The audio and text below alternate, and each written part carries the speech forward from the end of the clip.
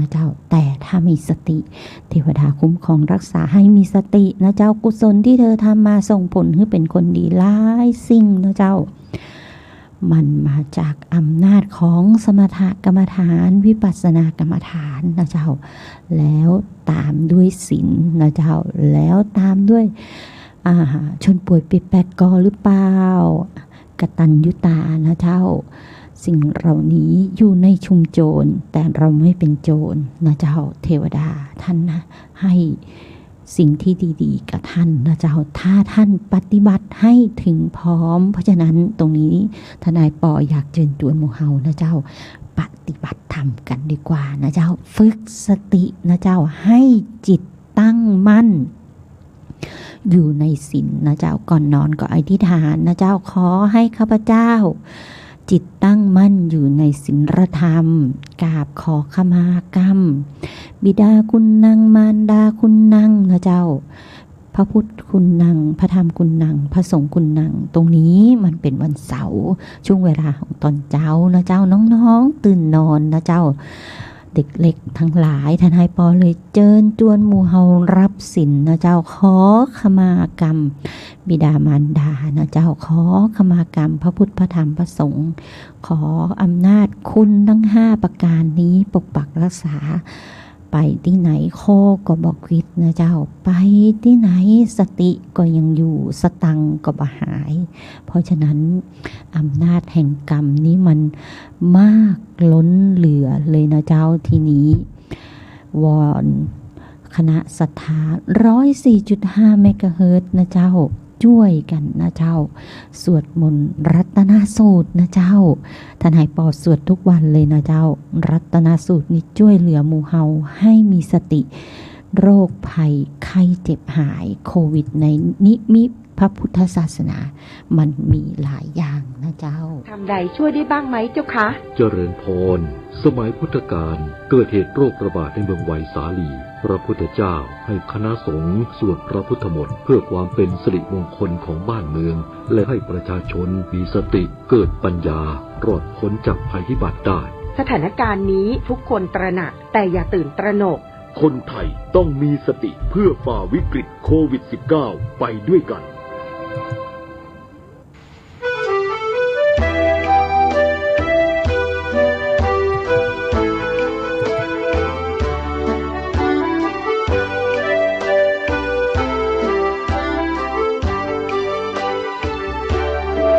เจริญพรสาธุชนผู้ใจดี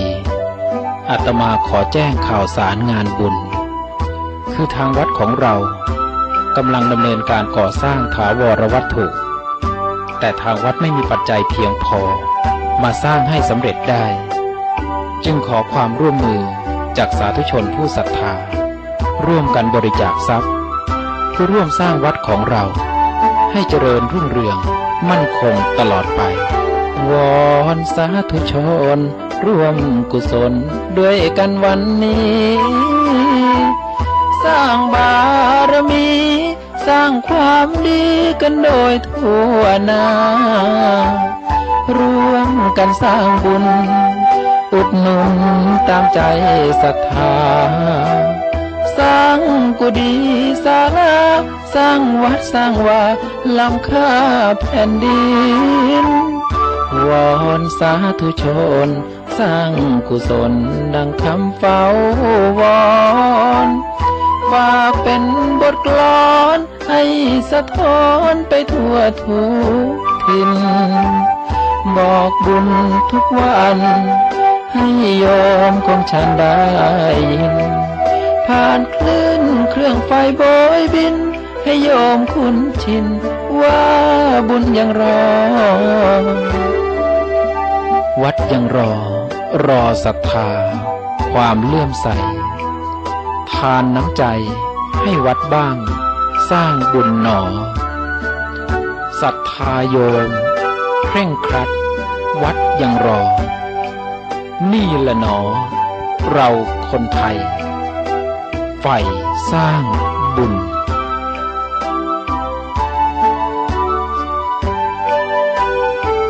เสียงนี้ฝากไปให้โยมหญิงชายทั้งสิ้น สิ้นชีวิตจะไม่เคืองคุณวอนสาธุชนทุกคนมารวมสร้างบุญฝึกหัดใจให้คุณให้โยมก่อบุญด้วยใจศรัทธา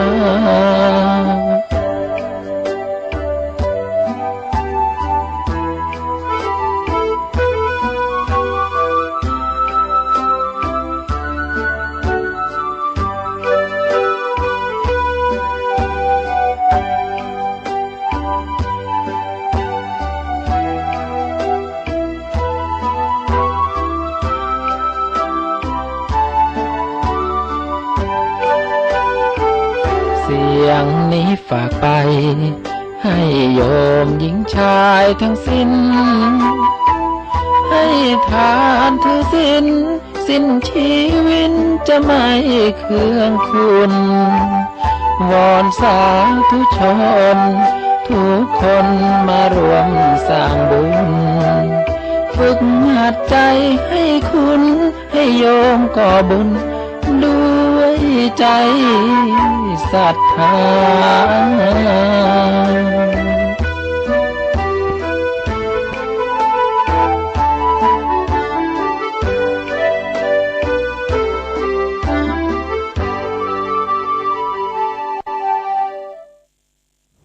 เจ้าปฏิบัติธรรมด้วยใจศรัทธานะเจ้าช่วงเวลานี้เป็นช่วงเวลาที่ต้องตั้งสติให้ตั้งมั่นนะเจ้าบอกว่าจะเกิดอะไรอย่างขึ้นนะเจ้าสุมานะเจ้าถูกโจมตีทางกายภาพหรือเปล่ายังนะเจ้าน้องโคยังบอกขีดเตื้อยังเข้ามาถึงเตื้อนะเจ้าพอดีตะกี้กินน้ำอุ่นมันก็เลยระคายคอต้องกินน้ำที่อุ่นนะคะภูมิปกตินะเจ้าตื่นมาตอนเช้า ต้องดื่มน้ำที่อุณหภูมิปกติถ้าดื่มสิ่งที่ผิดจากปกตินะคืออุณหภูมิที่สูงเกินไปอุณหภูมิที่เย็นเกินไปทำให้ร่างกายมันน็อกปรับตัวบัดทันนะเจ้าอย่างบางคนกินน้ำแข็งแล้วมันแทงจืดขึ้นสมองเลยนะเจ้าเป็นเส้นในลักษณะนั้นไข่เกยพ่องทนายปอเกยนะเจ้าหมู่เฮาเครือข่ายของ104.5นะเจ้าไข่เกยทดลองหรือยังทนายปอเลยพยายามที่จะกินน้ำที่อุณหภูมิปกตินะเจ้าแต่บางเตื้อเฮาก็อดบ่ได้นะเจ้าขยักดื่มมาอาการร้อนๆน้ำก็มามีให้กินสว่าเอาคัดเอกสาร300แผ่น300ลายปีกมาน้ำมามีให้กินสักขวดเนาะเอามาส่งนั่งแปะเปิ้นจะเอาน้ำให้เขากินก็เนาะผลประโยชน์การทำงานยังมาคุ้มครองเขาเต้าที่ควรเนาะเจ้าในลักษณะนั้นแต่ถ้าเขาไปยาการมาแล้วนั่งสบายแต่ว่าผลการทำงานคือเอาสตังค์มาให้เปิ้นสัก50,000สักพันหรือว่าเอาสตังค์ให้เปิ้นสัก200-300น้ำถ้าจะได้กินอยู่แต่ถ้าไม่ได้เอาสตังค์ให้เปิ้นทำงานให้อย่างเดียวนี้คงบ่ได้นะเจ้าในลักษณะนั้นก็ว่ากันไปตามสภาพเหตุการณ์นะเจ้าด้วยสังคมปัจจุบันนี้เงินเป็นปัจจัยที่จำเป็นและเป็นปัจจัยที่ยิ่งใหญ่นะเจ้าการค้าการขายของหมู่เฮาเป็นยังไงพ่องนะเจ้าส่งเสียงเอิ้นเข้ามาได้นะเจ้าแต่ว่าอย่าพาดพิงในเรื่องของการทำงานของรัฐบาลนะเจ้าทนายปอว่าอยากยุ่งเกี่ยวกับเปิ้นนะเจ้าเพราะบางทีทนายปอเป็นแค่ทนายตัวเล็กๆนะเจ้าบางท่านก็มาฟ้องรายเรื่องในการทำงานของแต่ละท่านนะเจ้าทนายปอก็บอกว่าตรงนี้ทนายปออยากวิจารณ์นะเจ้ามันเป็นการทำงานถ้าเป็นการแสดงความคิดเห็นที่เป็นไปด้วยเหตุผลตามกฎหมายทนายปอเห็นด้วยนะเจ้าแต่บางท่านไม่รู้ข้อกฎหมายที่เป็นหลักตามความเป็นจริงนะเจ้าท่านรู้แต่ข้อกฎหมายที่เป็นหลักไปตามสภาวะ อารมณ์ที่พึงพอใจของคนนะเจ้าพึงพอใจก็จะเอา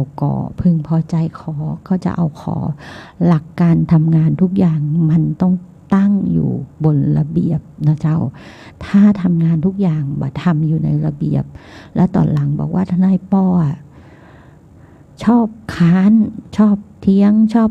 คือการเถียงเพื่อให้ได้เหตุผลที่คุณจะได้แนวทางในการทำงานที่ถูกต้องแล้วเวลาใครเข้าหลังบ้านท่านก็จะได้ไม่ต้องไปรับใช้นายในส่วนงานของกระทรวงยุติธรรมที่แม่แต่งปูนนะเจ้า แม่แต่งมีส่วนงานของกระทรวงยุติธรรมอยู่คือไอ้หยังหมู่เฮาฮู้ก่อนะเจ้าก็คือถ้าทำงานในส่วนราชการก็ต้องอยู่ในกระบวนการพิจารณาของศาลอาญาทุจริตนะเจ้าถ้าส่วนงานของท่านอยู่เอกชนนะเจ้าถ้าทำทุจริต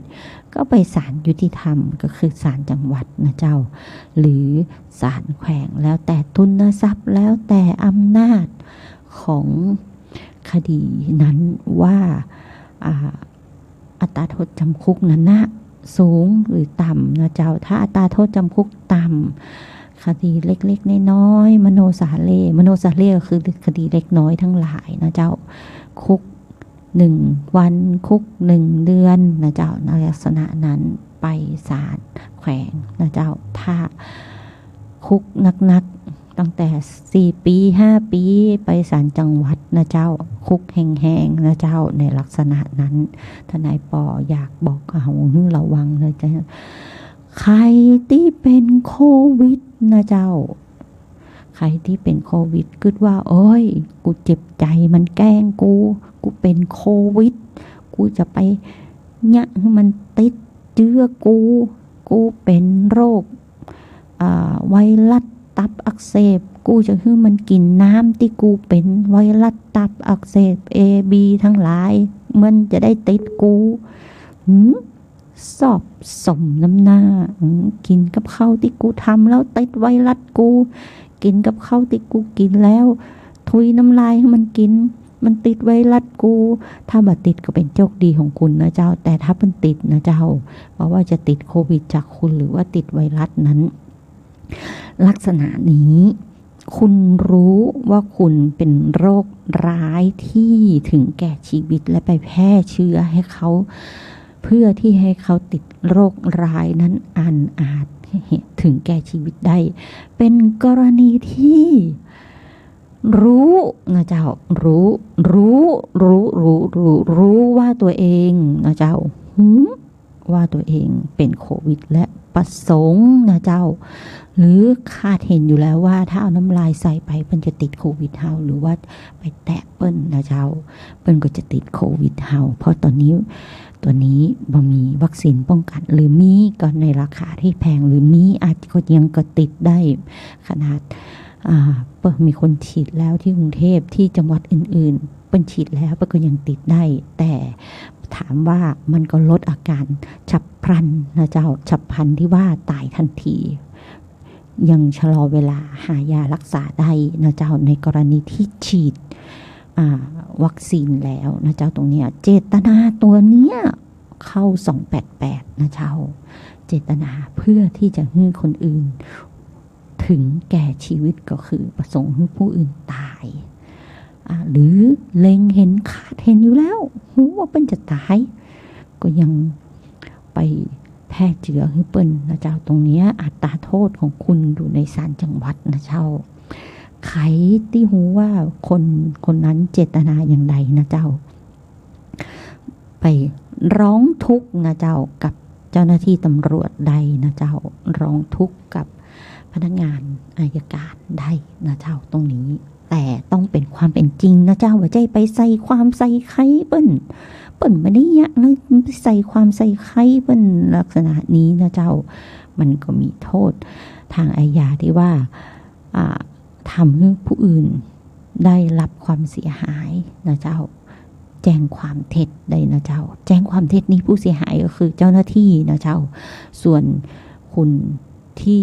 ติดเชื้อโรคนั้นนะก็เป็นผู้เสียหายในทางอ้อมตัวนะเจ้าตรงนี้มันมีเป็นกระบวนการทุกอย่างเป็นระเบียบกฎเกณฑ์ของชีวิตเพิ่นเขียนไว้หมดว่าคุ้มครองเขียนมาตั้งแต่ไหนเขียนมาตั้งแต่โบราณกาลแล้วนะเจ้าแล้วมันก็ยังเป็นอมตะกฎหมายที่เป็นอมตะกฎหมายมาได้ล้าสมัยนะเจ้าแต่ว่าคนที่นำมาใช้นั้นนะเจ้ารู้กลวิธีนะเจ้าทำให้กฎหมายกลายเป็นกฎหมายที่ล้าสมัยนะเจ้ากฎหมายเป็นเขียนออกมาเพื่อเป็นระเบียบคุ้มครองหมู่เฮาทั้งหมดนะเจ้า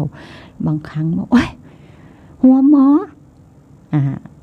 ไอหมอนั่นน่ะมันต้องการรักษาโรคนะเจ้าไม่ใช่ต้องการทำลายนะเจ้าเพราะฉะนั้นการที่ทำอะไรสักอย่างถ้าจิ้งจกมันทักนะเจ้าหมอทักนะเจ้าทนายทักฟังสักนิดนะเจ้าบางอันถ้าหมอทักท่านต้องหยุดท่านก็จะมาเป็นโรคร้ายทนายทักท่านต้องหยุดท่านก็มาต้องไปใช้บริการกระทรวงยุติธรรมนะเจ้าถ้าโทษน้อยก็ไปสถานกักขังนะเจ้าหรืออาจจะปรับนะเจ้าแค่ปรับเป็นโทษต่ำสุดของคดีอาญานะเจ้าโทษต่ำสุดปรับลิบทรัพย์นะเจ้ากักขังนะเจ้าจำคุกนะเจ้าหลายๆโทษนะเจ้าตรงนี้เขียนขึ้นมาเพื่อเป็นการที่ลงโทษแต่ไม่ใช่ลงโทษเพื่อแก้แค้นนะเจ้าลงโทษเพื่อฝึกพฤตินิสัยลงโทษเพื่อฝึกวินัยลงโทษเพื่อให้ชดใช้นะเจ้าในสิ่งที่คุณทำให้เกิดความเสียหายนั้นแต่โทษนั้น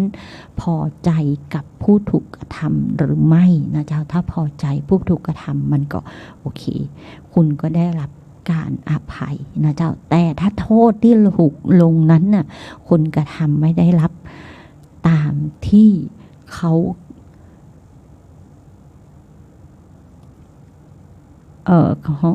ผู้ถูกกระทำนะเจ้ามาพอใจคุณก็ไม่ได้รับการอภัยนะเจ้าตรงนี้ก็ว่ากันไปตามสถานการณ์เหมือนที่น้องโควิดกำลังควิดเฮาปัจจุบันนี้นะเจ้าควิดจนโหทั้งประเทศทั้งเจ้าโลกเฮานะเจ้าใครบอกว่าเลิกยามเลิกผ่านนาทีว่าเป็นสิ่งสำคัญโอ้ยฝรั่งรวยเอาตอนนี้ฝรั่งเจ๊งแล้วเจ้าฝรั่งหลายๆท่านเจ๊งฝรั่งหลายๆท่านวอดวายปฏิทินคนไทยมาหันมีคำว่าวอดวายเลยนะเจ้าเรื่องสำคัญนะเจ้าในเรื่องเหล่านี้มาเชื่ออย่ารบหลู่นะเจ้าวัฒนธรรมล้านนาจะมีฮีทหอยของคนเวียงเจียงใหม่นะเจ้าฮีทหอยของคนเวียงเจียงใหม่เขียนไว้ในสำนักวัฒนธรรมนะเจ้าไว้ใจสำนักวัฒนธรรมเจียงใหม่หรือวัฒนธรรมตอนนี้มช.เปิ้นทำเว็บไซต์เกี่ยวกับปฏิทินฮีทหอยของคนเวียงเจียงใหม่วัฒนธรรมเจียงใหม่นะเจ้าลองติดตามกันดูมีหลายๆอย่างนะเจ้าที่ดูแลหมู่เฮาทนายปออยากให้หมู่เฮาดูแลซึ่งกันและกันเสมือนกับว่าเฮาเป็นคนตามปกตินะเจ้าไม่ใช่เป็นญาติพี่น้องก็ดูแลซึ่งกันและกันบางคนบอกว่ามันไม่ใช่ญาติกูต้องไปดูมันต้องไปช่วยมันกูรำคาญแม่มันในลักษณะนั้นนะเจ้าหลายๆคนจะเป็นอย่างนั้นได้ดีกว่าไม่ได้แต่พอเดือดร้อนวิ่งมาขอความช่วยเหลือทนายปอก็ยังงงเหมือนกันนะเจ้าน้องเบิร์ดเนี่ยอะไรลักษณะนั้นนะเจ้าน้องเบิร์ดอีกก้อยมันหูแล้วว่าเฮาฮักหน้ามันแน่แต่ลักษณะนั้นแต่พอถึงเวลาที่จะเอาวิชาความรู้วิ่งมาปรึกษาก็ว่ากันไปหรือจะเอาอะไรทรัพย์สินอะไรสักอย่างหนึ่งวิ่งมาพูดคุยเพื่อให้ได้ในสิ่งนั้นไปเสร็จแล้วก็เอาเท้าเหยียบย่ำซ้ำเติมมีหลายคนนะเจ้าทนายปอเห็นลูกความทนายปอโดนอย่างนี้กันเยอะเลยนะเจ้าก็เป็นเอ็นดูเปิ้นเนาะประเภทเพื่อนรักหักเหลี่ยมโหดนะเจ้าดูเหมือนจะช่วยเหลือกันดีนะเจ้าแต่พอทนายปอสอบข้อเท็จจริงไปแล้วโอ้ฟังแล้วทนายปอเจ็บปวดหัวใจนะเจ้าน้องเบิร์ดอีนั่นมันรู้แล้วว่าเราหักหน้ามันนะ ในลักษณะนั้นหลายๆสิ่งโอ้โหทนายปอฟังแล้วโอ้ยเจ็บปวดจิตใจแทนนะเจ้าก็ว่ากันไปนะเจ้าจะไปอยู่อย่างจะแปลงไปอย่างนักยิ่งอย่างนักตัวเองก็แปลงเอาแปลงตึก3 ชั้นแปลงตึก4 ชั้นแปลงตึก5 ชั้นเนาะ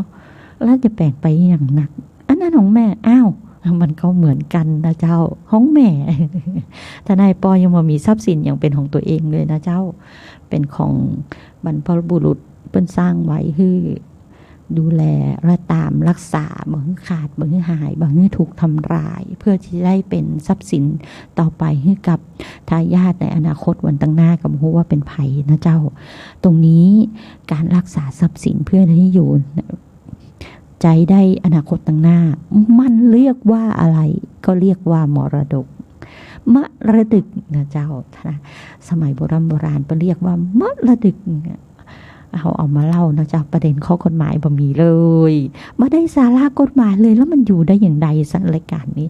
อยู่ใดเจ้าอยู่ใดพอดันทุรังนะเจ้ามันก็มีอุปสรรคกันมาเรื่อยๆนะเจ้ามรดกนี้นะเจ้าเป็นทรัพย์สินที่มีอยู่หลังความตายนะเจ้าไม่ใช่เป็นทรัพย์สินที่ได้มาทนายปอผิดแล้วประเด็นทนายมรดกเป็นทรัพย์สินที่มีอยู่ก่อนผู้ตายได้ถึงแก่ความตายนะเจ้าแต่ว่า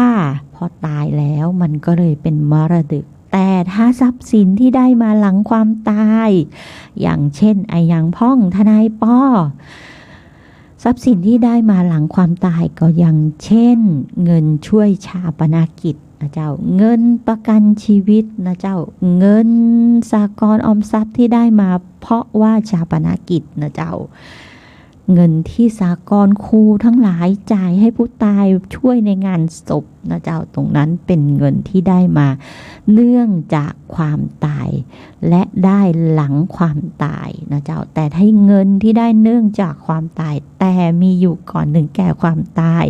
เป็นมรดกนะเจ้าตรงนี้แล้วเงินที่ได้มาหลังความตายมันไม่ใช่มรดกมันใครมีสิทธิ์ล่ะถ้าในชาปนกิจตัวไหนระบุชื่อใครคนนั้นได้นะเจ้าอย่างในเรื่องของเงินช่วยชาปนกิจของสหกรณ์ไหนสหกรณ์ครูนะเจ้าเป็นบอกว่าระบุว่าหลังความตายให้เงินชาปนกิจยกให้ใครคนนั้นได้อันนั้นก็คือคนได้นะเจ้าอย่างประกันชีวิตนะเจ้าถ้าเราระบุในสัญญาประกันบอกว่าหลังตายแล้วทรัพย์ที่ได้นี้ยกให้ใครนั่นแหละคือเงินที่ได้มาเนื่องจากความตายนะเจ้าส่วนของที่มีอยู่ก่อนตายก็อย่างเช่นบ้านรถยนต์นะเจ้าเงินในบัญชีธนาคารนะเจ้าในลักษณะนั้นก็แบ่งจัดสรรปันส่วนกันไปตามลำดับทายาทโดยธรรมนะเจ้าลำดับทายาทโดยธรรมมาจากไหนมาจากพี่มาจากน้องมาจากพ่อแม่นะเจ้าพี่ป้านะพี่มีพี่นะเจ้ามีน้องนะเจ้าถ้าพี่มีลูกตัดพี่ตัดน้องนี่เป็นความเป็นจริงของข้อกฎหมายนะเจ้าแต่ในทางสายเลือดแล้วมีลูกนะเจ้าลูกของพี่บ่ได้ตัดพี่ตัดน้องนะเจ้าบ่ได้ตัดความเป็นสายเลือดแต่ทางกฎหมายมันห้องว่าถ้าพี่มีลูกก็คือตัดพี่ตัดน้องทายาทของพี่ก็คือทั้งน้องทั้งคนอื่นนะเจ้าจะบ่ได้เป็นทายาทของพี่นั่นเองนะเจ้าแต่คนที่จะเป็นทายาทของพี่กลายเป็นลูกนะเจ้าในลักษณะนั้นลำดับทายาทโดยธรรมตึงหมดมีไผ่พ่องนะเจ้าลำดับทายาทโดยธรรมตึงหมดมีพ่อแม่นะเจ้าพ่อแม่แล้วก็มีเมียนะเจ้าแล้วก็มีลูกนะเจ้าคนที่มีครอบครัวนะก็คือลำดับทายาทโดยธรรมสิทธิ์ของตามกฎหมายทั้งหมดเนี่ยคนที่ตายจากโรคร้ายโควิดนะเจ้าก็ถ้าไปฉีดยาวัคซีนโควิดจะได้รับการเยียวยาจากรัฐบาลนะเจ้า400,000ว่ากี่แสนก็ทนายปอก็จำมาได้แล้วเนาะทายาทคนนั้นนะทายาทโดยธรรมก็จะเป็นผู้มีสิทธิ์ได้รับเงิน400,000นั้นนะเจ้า เพราะว่าเปิ้นตายไปแล้วเปิ้นก็ไปรับตังค์มาได้นะเจ้าสิทธิ์ได้รับเงินเยียวยานะเจ้า400,000แล้วถ้าเปิ้นมาได้ตายเนื่องจากโควิดแต่ปลอมเอกสารไปยื่นทายาทผู้นั้นมีโทษทางอาญานะเจ้าฐานปลอมเอกสารฐานแจ้งเจ้าพนักงานในข้อความที่เป็นเท็จบ่ตรงต่อข้อความเป็นจริงมันก็ระบุข้อเท็จจริงทั้งหมดนี้โอ้ยมีสปะเรื่องนะเจ้าและกระบวนการตรงนี้ใครจะเป็นผู้เสียหายหลวงเป็นผู้เสียหายเจ้าเมื่อหลวงเป็นผู้เสียหายเจ้าหน้าที่นั่นแหละเจ้าจะเป็นคนแจ้งความร้องทุกข์เพื่อเอาเรื่องท่านนะเจ้าตรงนี้ในกระบวนการของกฎหมายแต่ถ้าเจ้าหน้าที่รับแจ้งความแล้วปฏิบัติหน้าที่นะเจ้ารับแจ้งความว่าเนี่ยคนที่ติดโควิดเปิ้นมายื่นคำร้องขอค่าทดแทนแต่บ่ดำเนินการเรื่องถือว่าละเว้นการปฏิบัติหน้าที่นะเจ้าข้อเท็จจริงแต่ละข้อจะมีข้อกฎหมายเข้าไปกำกับขั้นตอนทั้งหมดทั้งมวลในแต่ละกระบวนการนะเจ้าเพราะฉะนั้นถ้าทนายตากอย่างนะเจ้าทนายเปิ้นทำงานมาละเอียดเปิ้นไม่ได้ทำงานเฉพาะข้อเท็จจริงว่าทำงานเฉพาะคดีแพ่งในเรื่องกู้ยืมทำงานเฉพาะคดีแพ่งในเรื่องมรดกนะเจ้าหรือทำงานเฉพาะคดีแพ่งในคดีอาญาในเรื่องยักยอกนะเจ้าทนายจะทำงานเป็นองค์รวมมองข้อกฎหมายเป็นองค์รวมแพ่งกับอาญามันจะไปคู่กันเสมอนะเจ้าข้อเท็จจริงข้อกฎหมายมันจะข้อเท็จจริงนำข้อกฎหมายตามข้อกฎหมายนำข้อเท็จจริงตามนะเจ้าตรงนี้ถ้าก้าวไปแม้แต่ผิดแม้แต่ก้าวเดียวมันจะเป็นบันทึกของชีวิตของท่านเลยนะเจ้าบันทึกนั้นจะอยู่ในจิตใจของท่านแล้วถ้ามันเป็นเอกสารขึ้นมาหรือเป็นข้อมูลที่อยู่ในจิตใจผู้อื่นตัวมันก็เป็นกระบวนการที่จะนำท่านไปสู่ในกระบวนการยุติธรรมที่ท่านไม่อยากเข้าไปนะเจ้านั่นคือความหวังดีที่ทนายปอเบรกนะเจ้าและบ่ได้เบรกเพื่อสร้างความเสียหายคือได้ผลประโยชน์เข้ากระเป๋าทนายปอถ้าทนายปอเบรกเพื่อสร้างความเสียหายให้ท่านแล้วเงินได้เข้ากระเป๋าทนายปอป่านนี้ทนายปอรวยหลายล้านแล้วนะเจ้าท่านทั้งหลายบางครั้งก็ต้องมานั่งพอว่าสิ่งที่ทนายปอเบรกท่านแต่ท่านทำไปแล้วท่านเกิดความเสียหายทนายปอจะช่วยก็ช่วยบ่ได้แล้วนะเจ้ามันสุดกูสุดโต่งไปแล้วยังมาทำหัวเราะเยาะเย้ยโอ๊ยจิ๊บจอยชีวิตนี้ความจิ๊บจอยของนกกระจอกมันก็เดือดร้อนกันไปนะเจ้าแต่ถ้าเป็นนกเหยี่ยวนกอินทรีแม้แต่พญาอินทรีตอนนี้ยังเดี้ยงเลยนะเจ้าเจอน้องโควิดเข้าไปจะสมานฉันท์กันก็บ่ไหวนะเจ้าตรงนี้สมานฉันท์กันก็สร้างความเสียหายกันเข้าไปแต้วๆนะเจ้าบ่หยุดบ่ยั้งนะเจ้าคุมเกมกันระหว่างพญาอินทรีกับพญาอย่างเมืองจีนตอนนี้ทั้งโควิดทั้งโควิดล่มกันหมดแล้วเจ้าแต่เมืองจีนตอนนี้ก็มีวัคซีนป้องกันทำเองนะเจ้าก็ช่วยๆกันดูแลซึ่งกันและกันนะเจ้าทนายปอเผยเจอออกนอกเรื่องไปหลายเรื่องแล้วนะเจ้าเอามาฟังกรุณาฟังให้จบนะเจ้าของแช่มนะเจ้า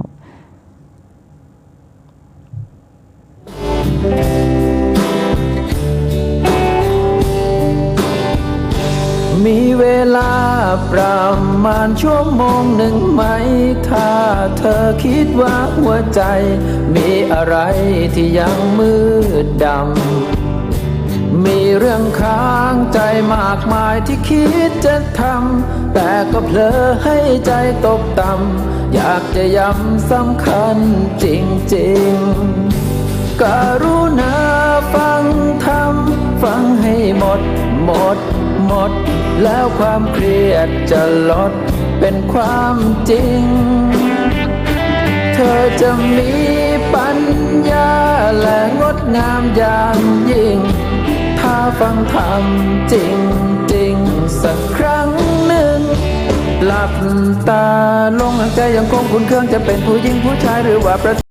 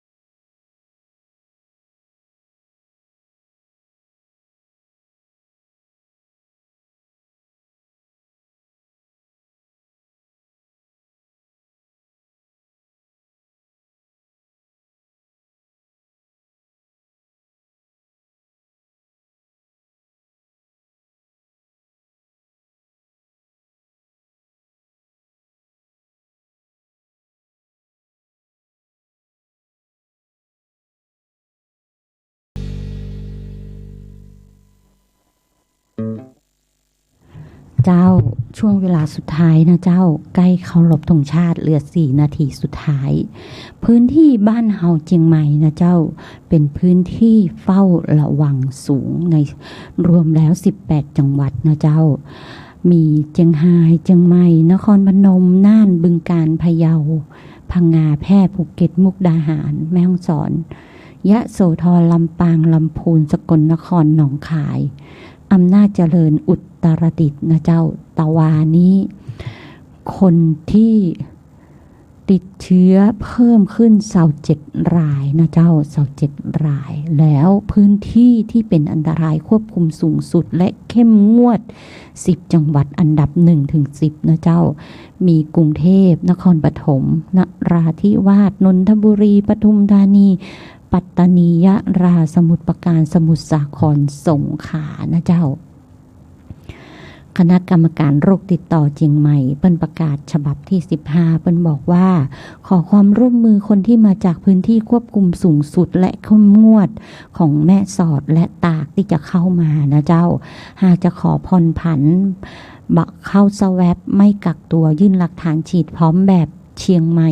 4ต่อเจ้าพนักงานควบคุมโรคติดต่อในพื้นที่ให้เจ้าพนักงานออกคำสั่งคุมไว้สังเกตนะเจ้าหากได้รับการผ่อนผันให้บันทึกตามเชียงใหม่3นะเจ้าหากมีอาการไข้ไอเจ็บคอน้ำมูกอาจถูกสั่งให้สแวปและต้องกักตัว14 วันกักตัวณสถานกักของรัฐหรือโรงแรมที่กำหนดโดยผู้กักตัวต้องออกค่าใช้จ่ายเองนะเจ้าตรงนี้ก็ว่ากันไปนะเจ้าตามระเบียบกฎเกณฑ์ของหลวงเปิ้นออกมาเพื่อดูแลหมู่เฮาเจ้าบ้านที่ตึงหมดของเมืองนะเจ้าเพราะฉะนั้นไม่ใช่คนเดียวนะเจ้าเพราะฉะนั้นตรงนี้ภัยร้ายของน้องโควิดนี้เป็นภัยร้ายสาธารณะนะเจ้าใครที่กระทำความผิดที่ขโมยทรัพย์ในที่เกิดภัยร้ายโควิดนะเจ้าในโรงพยาบาลอย่างศูนย์ประชุมนานาชาติอย่างเงี้ยจะมีข้อกฎหมายอย่างที่ลงโทษท่านเพิ่มเติมในคดีอาญามีแฮมเยอะเลยนะเจ้ามันหมดเวลาสำหรับทนายปอที่จะอู้แล้วถ้าอู้มันยืดยาวมีแฮมนักเลยนะเจ้าคืออู้ฟัง